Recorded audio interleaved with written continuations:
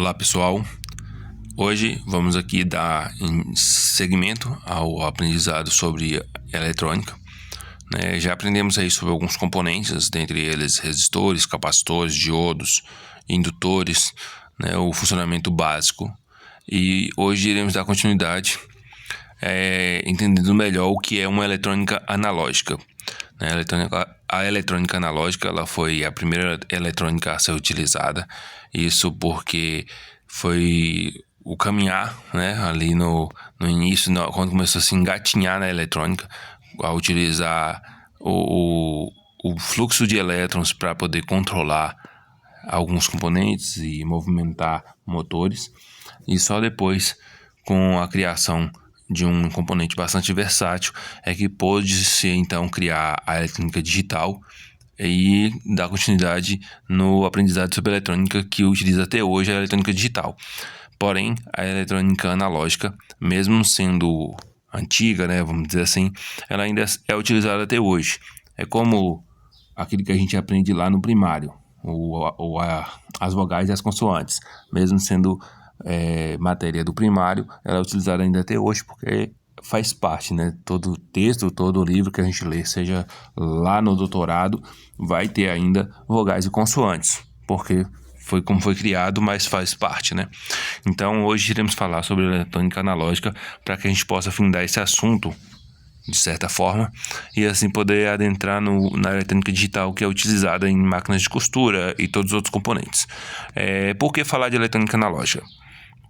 Porque, como já disse, ainda até hoje é utilizado, e para poder aprender sobre eletrônica, seja para mexer com uma televisão, com um computador, com máquinas de lavar, micro-ondas, ou até mesmo com uma eletrônica de uma máquina de costura, é necessário primeiro aprender sobre o que é o básico da eletrônica, para assim conseguir entender como fazer certos reparos. Então vamos lá, eletrônica analógica, conceito básico.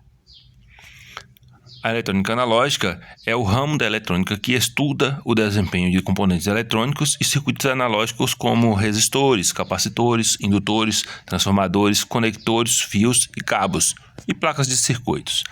Trata-se também do estudo do comportamento de sinais elétricos, tais como radiofrequência, sinal AM/FM, Bluetooth, wireless, etc. O estudo da eletrônica analógica surgiu com a necessidade de controlar certas grandezas para que possam ser utilizadas ou convertidas em valores reais. Então, aqui em suma, temos aqui um conceito, mais ou menos, do que seria a nossa eletrônica analógica, pois ela seria isso, Foi uma forma de estudar inicialmente como se movimentavam os elétrons em um circuito, como que ele se comportava e como poderia se controlar esses elétrons para realizar certos tipos de trabalho. Então foi através disso que foi possível criar sensores, como por exemplo temos o fotorresistor, que através da luz, a luminosidade, ele consegue alterar a sua resistência, ou por exemplo o NTC, o PTC, que através do calor consegue alterar também a sua resistência. Então sabendo como os elétrons se movimentam, como eles se comportam, que é possível criar esses resistores. Então a eletrônica analógica foi em analisar realmente o funcionamento de um elétron em um circuito, seja num fio, enfim, e controlar os seus movimentos. Por isso foi criado os primeiros componentes elétricos, E foi o que a gente estudou até agora. Então a gente iniciou esse estudo de eletrônica, como todos iniciam, falando sobre o elétron, que é o principal, vamos dizer assim, ator, nessa série de aprendizado, que é a eletrônica. Porque o elétron, ele dá o nome, o início ao nome da elétrica, já que é o movimento dos elétrons que nos trazem aí o poder utilizar a eletricidade, Então temos aí a eletrônica, que nada mais é do que uma mistura de elétrica com mecânica, ou seja, uma forma elétrica de controlar a mecânica ou uma forma mecânica de controlar a elétrica, enfim, né? E aí o elétron, a gente tem alguns detalhes úteis sobre ele, né? Que ele tem uma capacidade de se mover entre átomos. Então, ou seja, a gente tem os átomos que é formado por prótons, nêutrons e elétrons, e enquanto os prótons e os nêutrons continuam nos átomos, os elétrons eles acabam se soltando e assim eles percorrem de átomos em átomos, desde que os átomos tenham essa capacidade de receber outros elétrons ou a facilidade de soltar elétrons, e isso a gente chama de condutividade. Aqueles que têm facilidade de receber elétrons e de perder elétrons, ele tem uma alta condutividade, como por exemplo o cobre, o ferro, tem alta condutividade. Aqueles que não conseguem receber elétrons e nem têm facilidade em soltar elétrons, a gente diz que ele não é condutível, como por exemplo o plástico e outros materiais isolantes. Porém, revolucionou-se a eletrônica a partir da descoberta de um material que ele tem a capacidade de ser isolante e ser condutível, dependendo de como ele é exposto à eletricidade. E isso foi o que promoveu toda o desenvolvimento da eletrônica futura, ok? Foi descoberto que o elétron ele possui carga negativa, elétrica negativa. Então, ou seja, aquilo que a gente aprendeu sobre que a gente tem uma bateria positiva e negativa. Então, do lado positivo, a gente tem, já que os prótons não se soltam do átomos, Então, quando a gente tem um lado positivo, quer dizer que a gente tem ali deficiência de elétrons. E quando a gente tem um polo negativo, a gente tem uma quantidade enorme de elétrons, já que os elétrons, eles podem se mover, Então, seria isso. Por isso que hoje a gente tem, no conceito de eletrônica, o fluxo convencional dos elétrons e o outro fluxo que é mais utilizado, que seria aquele que já foi determinado logo do início, que o positivo flui para o negativo e não que o negativo flui para o positivo. Porém, sabemos que é o elétron que se flui, mas a gente utiliza o convencional e não o real, que seria os elétrons para o positivo, ok? Mas isso não vem muito ao caso, porque é só para quem vai desenvolver algum tipo de placa, Só para quem é desenvolvedor na área de eletrônica precisa focar muito isso. E outra coisa que se aprendeu com os elétrons é que ele possui propriedades magnéticas, ou seja, quando ele flui por um fio, ele flui por um condutor, no caso, não precisa ser só um fio, por um condutor, ele acaba movimentando ali ao seu redor um campo magnético que pode ser percebido. Hoje, por exemplo, quem conhece, é fácil no caso se perceber isso, porque possui aquela caneta que nem penetra na parede, nem toca no fio, por exemplo, e já consegue detectar um fio que possui energia ou não. Isso devido ao magnetismo que o elétron acaba promovendo ao se locomover. E aí essa caneta ela consegue perceber esse campo magnético, por isso é possível perceber, ok? Então, dando continuidade, aprendemos sobre tensão e corrente, o que é uma tensão, o que é a corrente. Então, a tensão é a força que empurra os elétrons no circuito, ok? Então, se a tensão é a força que empurra os elétrons no circuito, o que seria a corrente? A corrente é a quantidade de elétrons que flui nesse circuito.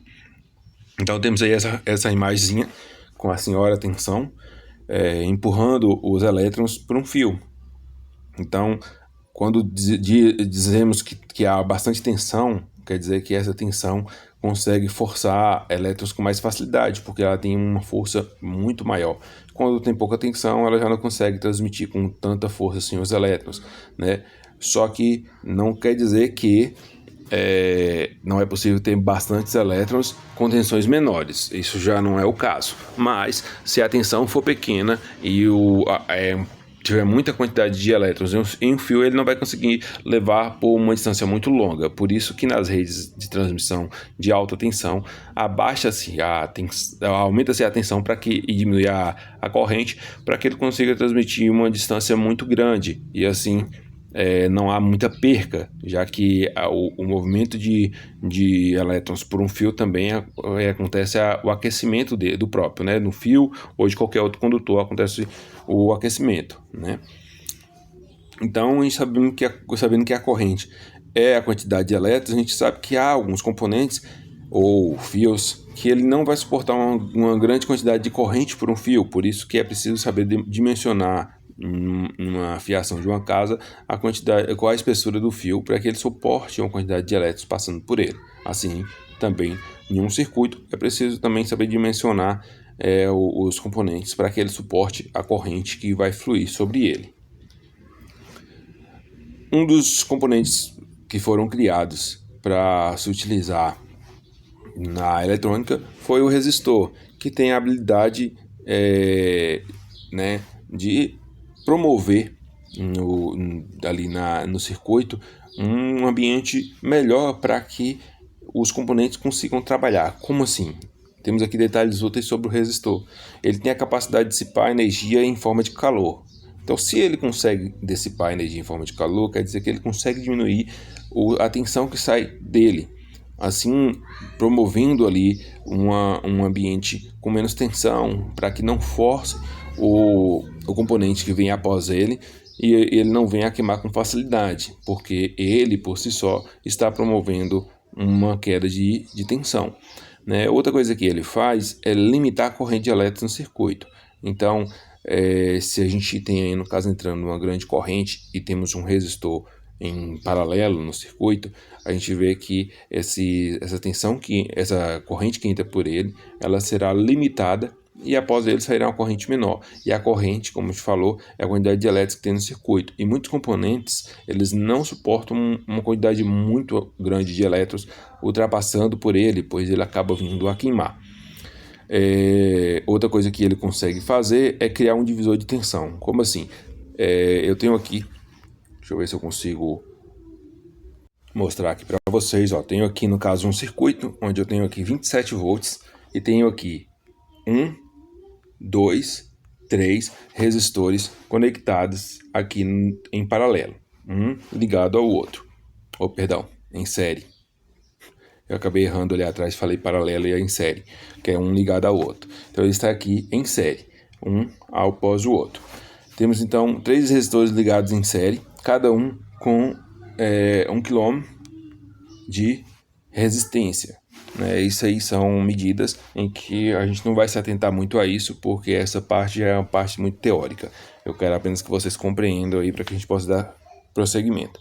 Então a gente temos aí 1 kΩ em cada resistor. Se eles estão ligados em série, quer dizer que se cada resistor eles tem a capacidade de diminuir aí a tensão, logo eles irão dividir entre si a quantidade de tensão que passa em cada um, pois eles possuem a mesma resistência. Então, se a gente tem 27 e a gente dividir 27 por 3, temos então uma quantidade de 9 volts aqui, 9 volts temos em cada resistor. Então, se a gente perceber aqui nesse fio que passa por aqui, temos ligado nele um voltímetro aqui que também está medindo 9 volts. Então, cada resistor possui aqui uma queda sobre ele de 9 volts para que o circuito consiga prosseguir ali ao fluxo dos elétrons.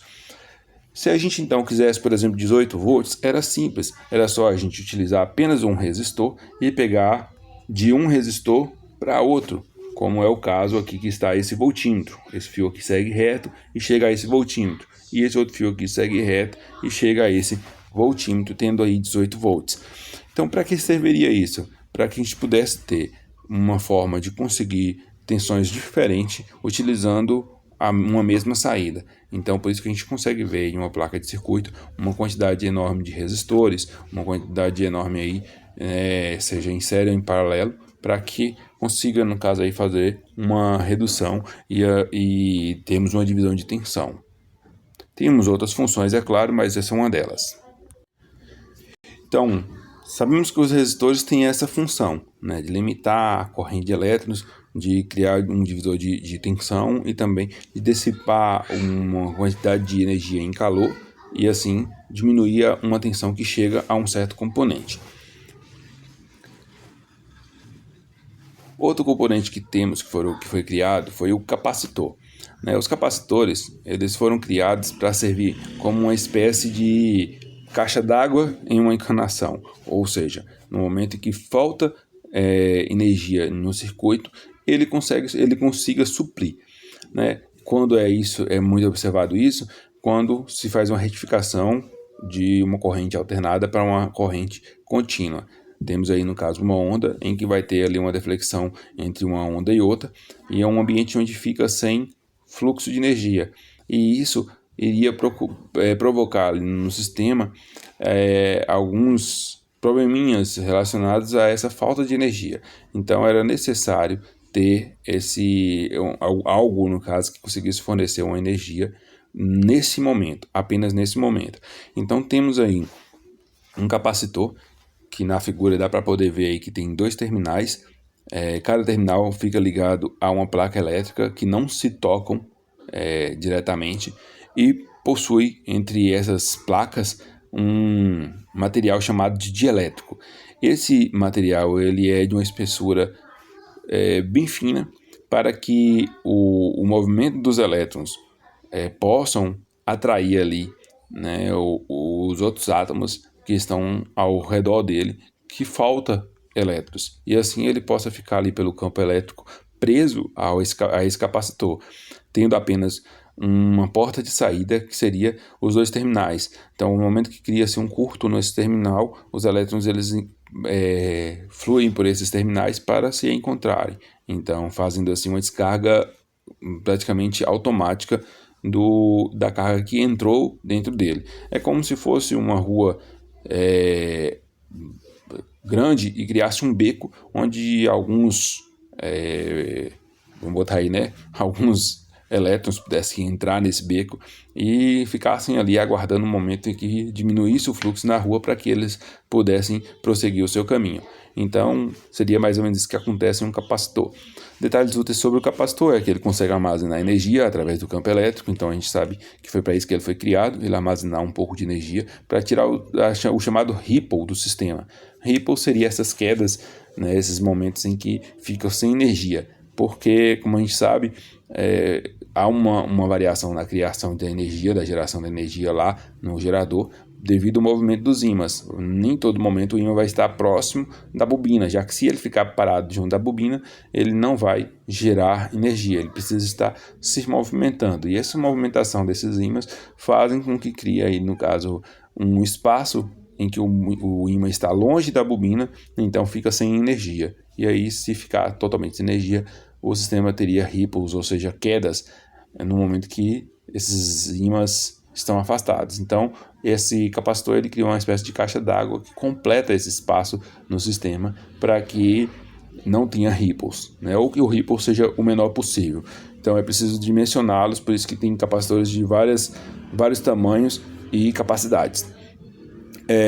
Dos detalhes úteis sobre o capacitor é que ele descarrega em alta velocidade, ou seja, não seria possível utilizar-se de uma bateria, a exemplo, para poder fazer o mesmo serviço do capacitor, porque uma bateria ela precisa de um tempo para poder carregar, e na hora de descarregar ela levaria um pouco mais tempo para poder descarregar. Então, por isso, o capacitor é a melhor forma de fazer esse serviço. Outra função, detalhe útil sobre o capacitor, é que ele funciona como um filtro de alta frequência. Isso é mais utilizado na corrente alternada, tem os capacitores específicos para isso, mas ele funciona basicamente igual esse capacitor que a gente está vendo aí na figura. Ao ter 2 placas elétricas separadas apenas por uma camada de dielétrico, né, um material que é isolante, a gente sabe que vai ter ali uma corrente alternada entrando em cada parte, então um momento vai ter uma positiva, outro vai ter uma negativa. Se de um lado, um terminal, a frequência, no caso, alterar e ficar rápido demais, esse capacitor vai servir como se fosse um curto, trazendo ali a passagem dos elétrons de um local para o outro, de certa forma. E aí ele irá produzir ali uma descarga para o seu terminal negativo, ou seja, para o GND, para o terra, e aí não irá entrar para dentro do circuito. Isso irá ser possível aprender mais à frente, mas só para não passar em branco esse detalhe sobre o capacitor. Então, um dos componentes que foi criado para que se pudesse transformar de corrente alternada para corrente contínua, já que houve-se uma grande briga no início de qual que seria a melhor para ser produzida, a corrente alternada ou a corrente contínua. Então, a alternada ela tinha mais facilidade de ser transmitida de um ponto a outro, enquanto que a contínua não tinha tanta facilidade. Então, adotaram-se a alternada até hoje para transmitir de uma região para outra. E quando chega para utilizar em componentes, no caso, viu-se que a corrente contínua ela tem mais facilidade para poder ser controlada. Então, a corrente contínua passou a ser utilizada em componentes. Por isso, precisava-se de um dispositivo que conseguisse controlar o fluxo dessas correntes para que assim pudesse ser utilizada. E aí o diodo ele possui essa característica, né? Então um detalhe sobre o diodo é que ele controla o sentido da corrente de elétrons. Então ele só permite o negativo passar em um sentido e no outro sentido ele não permite. Então no outro sentido a única coisa que vai ter é átomos com necessidade de elétrons. Então o elétron só vai escorrer em um sentido, em outro não. É importante também saber sobre o diodo que ele possui uma queda de tensão de 0,7 volts. O diodo mais comum, é claro. Tem diodos que uma queda menor, né? Então, ao utilizá-lo no sistema, é necessário contabilizar essa queda, pois senão fica em falta. E pode ser utilizado também como um redutor de tensão. Se você utilizar vários diodos em série, não vou errar mais para falar em paralelo, né? Em série, cada um, no caso, vai ter uma queda de 0,7 volts. Então, se você juntar dois diodos, você já teria 1,4 volts. E se ir adicionando, você ia ter sempre uma queda maior de tensão. E aí você poderia reduzir para utilizar em um outro dispositivo ligado a ele, né? Só que ele não iria limitar a corrente. A corrente por ele iria passar normalmente. Só o que ele iria diminuir seria a tensão. Outro detalhe é que ele possui um limite de tensão reversa. Como assim? O diodo ele não permite os elétrons passarem em um sentido, pois ele consegue barrá-lo. Porém, imagine aí no caso um simples guarda ou um portão à frente de uma multidão, né? Se essa multidão forçar, ela iria conseguir romper, seja o portão ou derrubar o guarda, enfim. Então, ou seja, esse diodo ele tem esse limite. Cada diodo tem sua especificação e para isso é preciso saber ler o datasheet, porque no datasheet você vai conseguir saber. Por isso no corpo dele vem informando o modelo dele para que você possa buscar na internet, ali através do Google, e consiga descobrir qual é a tensão reversa que ele suporta. Uma vez que você sabe, aí se ele não for submetido a essa tensão, ele não irá queimar. Mas se essa tensão vir sobre ele, ele não irá suportar e irá se romper. Outro componente que estudamos foi o indutor. O indutor, ele é apenas, vamos dizer assim, vamos botar dessa forma, um fio enrolado em espiras, ou seja, né, igual tá aí parecendo um bujãozinho, mas são só fios enrolados, e que os indutores eles podem ser de núcleo de ar, ou seja, sem ter nada no meio dele, apenas o fio enrolado mesmo, enrola em volta de alguma peça cilíndrica e retira, e ele vai ficar só com núcleo de ar, ou pode ter aí um núcleo de ferro ou de ferrite. Sendo que, quando se tem um núcleo, esse núcleo, a depender do material, ele potencializa a indutância. Por quê? Porque, como a gente falou, alguns materiais são condutivos, né? E o ferro e o ferrite, por exemplo, ele tem a facilidade de conduzir campos magnéticos. Sendo assim, no momento que o indutor ele induzir um campo magnético, esses materiais eles poderão centralizar esses campos magnéticos e potencializá-lo. Então, uma bobina com um núcleo de ferrite ou de ferro terá uma potência maior de funcionamento. Por isso que quando se vai fazer um filtro mesmo, utiliza-se um núcleo de ferrite normalmente. Ok? Então, quais são os detalhes sobre o indutor? Ele consegue armazenar energia através do campo magnético. Como assim ele consegue armazenar energia através do campo magnético? Imagine aí uma bexiga. Quando você sopra uma bexiga, a gente sabe que ao redor de nós, mesmo que a gente não vê, tem uma camada enorme de ar e oxigênio, né, que fica aí nos cercando. Então, a bexiga ela fica murcha porque a quantidade de ar que tem, a pressão atmosférica é grande e ela fica murcha. No momento que você sopra uma bexiga, você está forçando o ar a entrar dentro da bexiga, essa bexiga ela empurra o ar que está ao seu redor, né, para que ela tenha um espaço para poder habitar ali, vamos dizer assim. E então, quando ela força essa parede, força esse ar, ela consegue tomar aquele espaço. Porém, no momento que você solta a boca da bexiga sem amarrá-la, é possível perceber que ela esvazia. Isso porque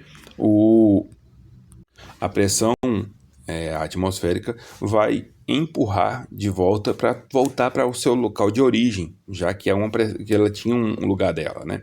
Então ela vai forçar o ar na bexiga a sair. Então, o que ele tem a ver isso com uma bobina? Quando você liga uma tensão em uma bobina, essa bobina ela passa a produzir um campo magnético. E esse campo magnético, como a gente sabe, ele tem uma polaridade. E essa polaridade ela vai fazer com que os elétrons que estão ao seu redor eles sejam expulsos, né? E assim eles acabam se afastando do campo magnético e ficando a uma certa distância. Porém, no momento em que você desliga esse campo magnético da bobina, os elétrons que tinham se afastado, né, do campo magnético, foi repelido e, vamos dizer assim, forçado a se encontrar com outros átomos, no momento que você desliga, ele tende a se equilibrar, então eles retornam aos átomos de origem. E ao retornar, esse movimento dos átomos retornando provoca no fio de cobre, que possui átomos que tem facilidade, né, já que ele tem uma alta condutividade, tem facilidade de se mover, provoca nele ali um movimento nos elétrons do cobre, fazendo com que esses elétrons percorram o fio. Então, ali ele gera um campo elétrico, uma energia, né? Energia não, corrente, perdão. Provoca ali uma corrente, ok? Então, ou seja, o retornar provoca. Então, ou seja, ele acaba armazenando, de certa forma, como se fosse o capacitor, uma energia dentro dele. Porém, é apenas a indução dele sobre os átomos que estão ali ao seu redor, ao retornar, que provoca. E, como a gente sabe, é até isso que acontece, por exemplo, em um transformador, né? Quando uma bobina está ali gerando campos magnéticos, qualquer bobina que se aproxima próximo a ela ali recebe esse campo magnético, fazendo ela ali gerar uma corrente elétrica também, né? Possível ver hoje em dia aqueles cartões de NFC, né? Que você só aproxima para poder fazer pagamento. Dentro de um cartão daquele possui uma bobina de fio fino, é claro, mas tem uma bobina de fio, que ao aproximar da maquininha, a maquininha induz um campo magnético sobre esse cartão recebe ali dentro uma corrente nesses fios que consegue energizar o chip, e o chip consegue então enviar uma informação via rádio para a maquininha de cartão. Isso acontece em alta velocidade, mas é assim que funciona, ok? Então, o detalhe útil que a gente falou aqui é que ele induz um fluxo de elétrons em condutores próximos. Então, seria essa a questão, né? Um indutor ele consegue transmitir um fluxo de elétrons em um condutor próximo, como se fosse num cartão, e aí o cartão passa a enviar informações. Outra coisa que precisa saber sobre os indutores é que eles possuem uma resistência à passagem de elétrons, devido àquela questão que eu falei, né? A gente tem várias espiras ali que estão passando uma próxima da outra. No momento que você coloca uma energia ali dentro, os elétrons, né? A corrente de elétrons ela vai passar próximo de outro fio que também tem uma corrente de elétrons. Os elétrons possuem cargas negativas, então eles irão, de certa forma, atrapalhar a passagem, porque um não quer passar perto do outro, e isso faz o trânsito ficar mais lento de elétrons, vai ficar fazendo mais lento, então tem uma certa resistência. Então isso é muito importante de saber, porque na hora que surge alguns certos tipos de problemas na eletrônica, você pode até tentar analisar por esse lado.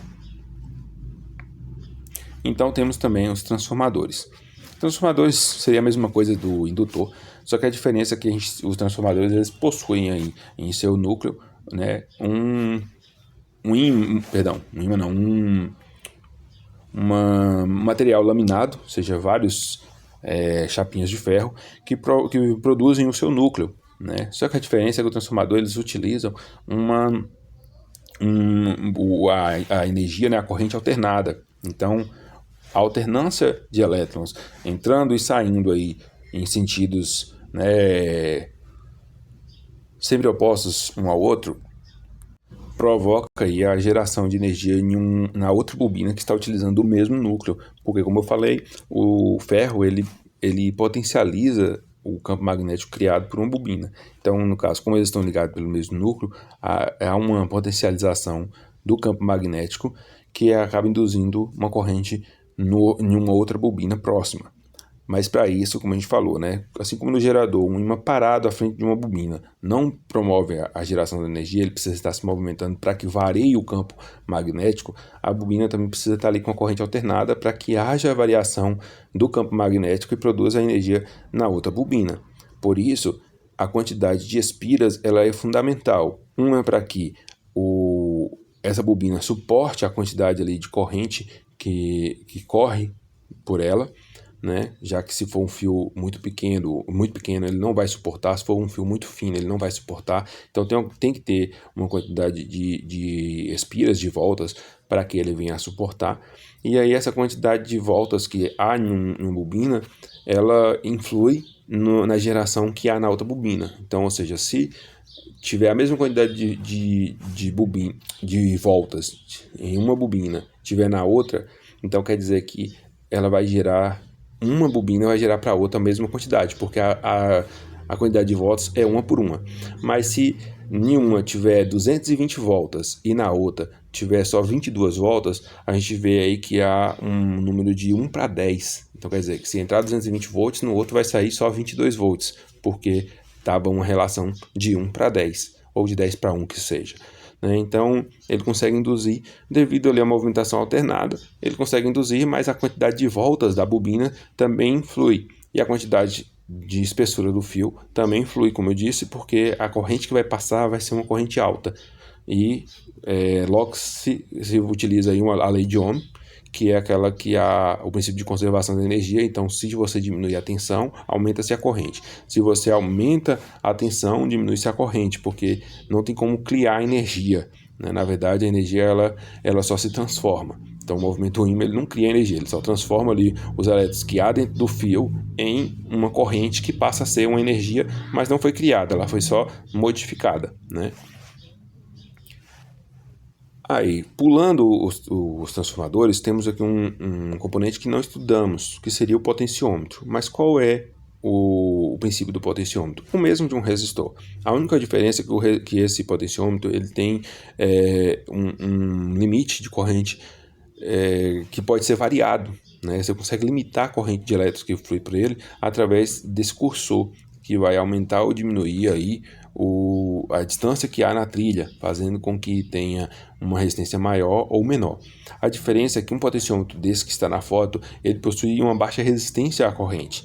Então, ou seja, se uma corrente passar muito alta, ele não vai suportar, já que o que ele tem no seu interior é apenas uma camada fina, ou seja, como se fosse uma trilha de carvão ou de carbono, que seria, no caso aí, a forma que ele tem de aumentar ou diminuir. Um experimento simples que a gente pode fazer é pegar uma folha de papel, riscar nessa folha de papel com um lápis, que é feito de carvão, né, grafite, e você iria riscar ele ali na folha, preencher aí um retângulo aproximadamente grande. Utilizando um multímetro, você conseguiria medir uma resistência. Quanto mais próximo as ponteiras do multímetro estiver em cima dessa trilha de lápis, menor seria a resistência. Quanto mais distante estiver, maior seria a resistência, né?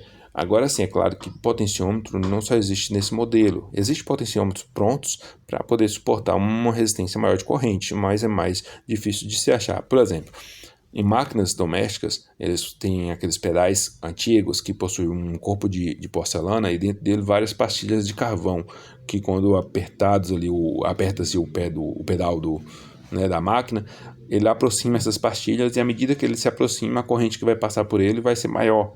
Então, com a corrente passando por ele maior, ele vai fazer a máquina funcionar mais rápido ou não. Ele pode ser considerado como se fosse uma espécie de potenciômetro, onde a distância da trilha se dá pelo aproximar ou afastar dessas pastilhas de carvão.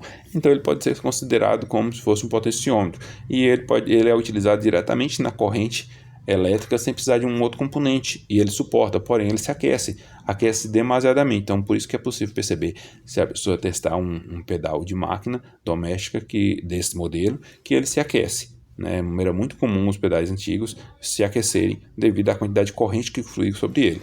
Então a gente não estudou muito sobre o potenciômetro, porque ele é muito utilizado para estar controlando ali uma gama muito baixa de corrente, para poder mandar um sinal para o outro componente que vamos falar, que foi quem revolucionou a eletrônica, que seria o nosso transistor. Então, o que seria o transistor? né? O transistor seria um componente como se fosse um relé, que é diferente do relé mesmo, que possui 4 pernas, 2 para a bobina e 2 que seria quem ele iria ligar, né? Ele possui apenas 3 pernas. Então, se o relé pode ser considerado como um interruptor, o transistor também é considerado como um interruptor. Porém, a diferença é que ele tem, no caso, 3 terminais, onde um é o emissor, onde entra a energia nele. O segundo seria o coletor, onde sai a energia dele, né? E a próxima perninha dele, né, o terminal, seria a base. E essa base seria o quê? Seria a base que seria excitada. Ou seja, dependendo da quantidade de elétrons que você adiciona ao sistema ali por essa base, ela consegue aumentar ou diminuir a quantidade de transmissão de energia do terminal emissor para o terminal coletor. Então, o transistor ele foi uma grande revolução para a eletrônica, não só por isso, mas pela a quantidade de frequência que ele suportava para ativar e desativar. Então, a gente tem aqui os detalhes sobre o transistor, né? Ele funciona como interruptor digital, ou seja, ele é como se fosse um relé, porém de forma digital. Ele suporta correntes elevadas, como se fosse um relé que também suporta, já que de um terminal a outro ele tem um espaço que passa uma corrente. É claro que cada transistor ele tem uma quantidade de corrente máxima que ele suporta, e isso precisa ser verificado em seu datasheet. Mas a grande questão que traz ele para ser um equipamento muito versátil é a quantidade altíssima de frequência de ativação e desativação que ele tem, ou seja, ele consegue ligar e desligar rapidamente, o que não era possível fazer com um relé, já que o relé tem uma parte mecânica dentro dele que precisava aproximar ou afastar com o ligar de uma bobina. Então, o transistor ele tinha essa velocidade, o que foi o que causou a revolução na eletrônica, porque aí agora poderia se passar a utilizar a eletrônica digital, que está ligado a esse liga e desliga. E isso a gente vai falar mais à frente. Temos aqui um exemplo de fonte de bancada, que eu irei apresentar mais à frente junto com um experimento que eu vou fazer de uma fonte linear, que eu já estou com os materiais para poder fazer, eu irei apresentar e a gente irá estudar sobre ele, né, especialmente. Mas temos aí, no caso, uma fonte de bancada para a gente poder analisar, e essa fonte de bancada ela é feita praticamente com a eletrônica analógica. Então a gente tem aí um transformador, nessa região aqui a gente tem um transformador, temos aqui diodos, que formando aí nossa ponte retificadora.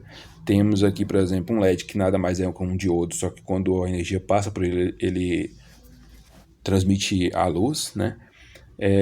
Temos o resistor aqui que consegue reduzir a corrente para que esse LED não venha queimar. Temos aqui o capacitor, que ele consegue tirar o ripple do sistema, né? Então ele consegue armazenar um pouco de energia para que quando caia, no caso, né, que a faixa de onda ela funciona desse jeito. Então, para que quando caia, né, como igual aqui nesse transformador aqui, quando ela caia a zero, o nosso capacitor consiga suprir a energia que falta para que ela fique o mais reta possível, mais retilínea, né? E a gente tem aqui, no caso, mais um capacitor que seria utilizado aqui para poder deixar mais suave a mudança aqui desse resistor, que seria aqui no caso um potenciômetro, para que o sinal que chega aqui no ajuste do LM317, que é um circuito integrado, não é um transistor, é um circuito integrado, seja no caso aqui suficiente para poder aumentar a transmissão do emissor para o coletor. Então ele faz aqui na entrada uma quantidade de energia que entra aqui, ele faz sair aqui uma quantidade desejada de acordo com o que for controlada nesse resistor. Temos aqui esse outro resistor que faz uma divisão de tensão junto com esse aqui. Então, à medida que você controla esse resistor, esse potenciômetro aqui, você consegue aumentar ou diminuir a tensão que você está mandando aqui para o LM317. Então, essa tensão que é enviada controla a quantidade que sai aqui, que varia, né, de 1,5 a 13,5 volts e no máximo de 1 ampere, né? Então esse ampere ele vai depender da carga que vai utilizar à frente dele. Então se você pôr uma carga de 3 amperes aí, ele vai tentar suprir, porém o nosso LM317 aqui não irá suportar, porque a carga máxima que ele suporta é de 1,5 amperes, ou seja, metade. Então se você tentar botar 3 amperes, ele não vai suportar, ele irá queimar. Ele irá suportar por um período, mas depois ele irá queimar.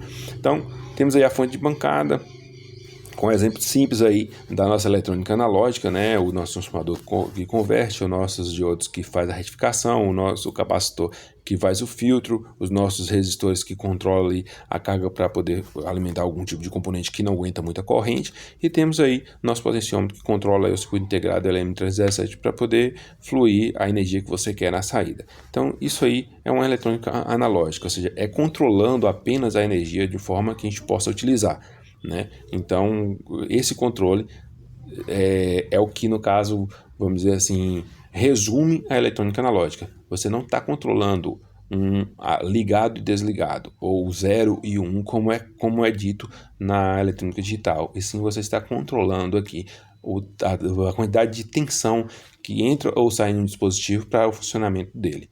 E espero que vocês possam ter compreendido esse vídeo até aqui.